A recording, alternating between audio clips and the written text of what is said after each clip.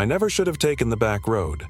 Everyone in town knows to avoid Hollow Creek Road after dark, but I didn't have much of a choice that night.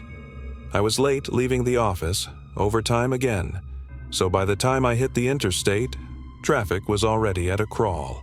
The storm that had been teasing the horizon all day was finally boiling over, and I had no intention of sitting in gridlock as sheets of rain turned the asphalt into glass. Instead, I took the exit. Hollow Creek Road cut straight through the woods on the outskirts of town. 2 narrow lanes, no streetlights, and the sort of dark that makes you feel like you're driving into a tunnel. It had been years since I last drove that way, but I told myself it'd be fine. After all, the stories were just that. Stories. At least, that's what I thought. The first 15 minutes were uneventful, save for the occasional scrape of branches against the roof of my car. The storm was making itself known now. Lightning flashed in jagged streaks above the trees, and the rain came down like nails on a tin roof.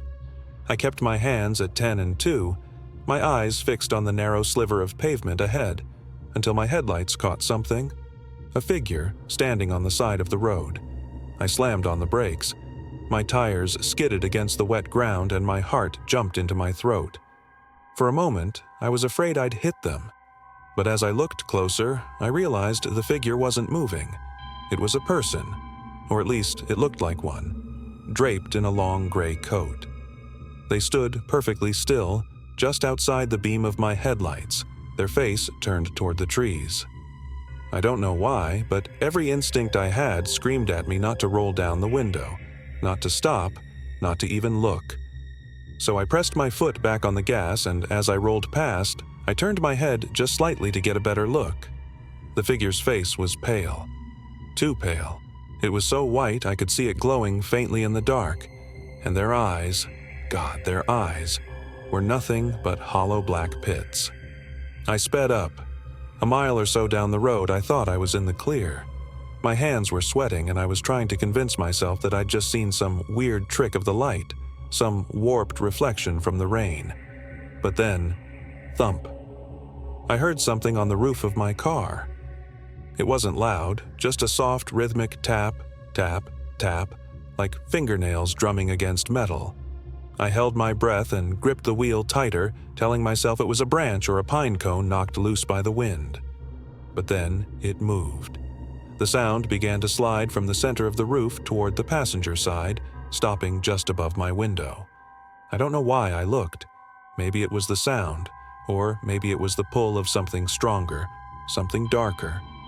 But I turned my head just slightly, and there it was, that face again, peering down at me through the glass. Pale skin, empty black eyes. Its mouth was open, not in a scream, but in a silent gape that stretched far wider than any human mouth should. I slammed my foot on the gas and didn't stop, not even when I saw something dart across the road just ahead of me. I couldn't stop, not with whatever it was on the roof of my car. The road blurred past me in streaks of water and darkness. The storm was all around me now, thunder booming, wind shrieking, rain pounding like fists on the hood. But all I could hear was that tap, tap, tap moving along the roof, now faster, now louder. It was like it knew I was afraid, and it liked it. I kept driving. There was no other choice. But after a while, the tapping stopped. I glanced at the clock on the dashboard. It was frozen. 2:17. I hadn't even realized my phone was dead too until I reached for it to call someone. Anyone. My headlights seemed weaker now, struggling to cut through the dark, and for the first time I realized the trees along the road had changed. They were different now, taller and twisted, their branches reaching out like skeletal arms. That's when I saw the children. They were standing in the road ahead of me, 7 or 8 of them, dressed in dirty, old-fashioned clothes that clung to their thin bodies like rags. Their skin was as pale as the figure I'd seen earlier, and their eyes were just as empty, hollow black sockets that seemed to drink in the light. I hit the brakes again, my car skidding to a stop just a few feet away. For a moment, we just stared at each other. Me in my car, my breath fogging up the glass, and them, the hollow ones, standing still as statues, rain pooling at their bare feet. Then they began to move. Not walk, not run. They shuffled forward, their bodies jerking like puppets with broken strings. I fumbled with the gear shift, trying to reverse, but something moved in my rearview mirror. More of them. They were behind me, too, dozens now, crowding in from the trees. I was surrounded. I don't know how many there were. I stopped counting when I realized they were pressing closer to the car. Their faces stared at me through the windows, mouths gaping, their breath fogging the glass from the outside. A child's hand, small, pale, and bruised, slammed against the driver's side window. Then another, and another. Bang! I screamed, my voice lost beneath the sound of pounding fists. It was like they were trying to get inside, like they were trying to pull me out.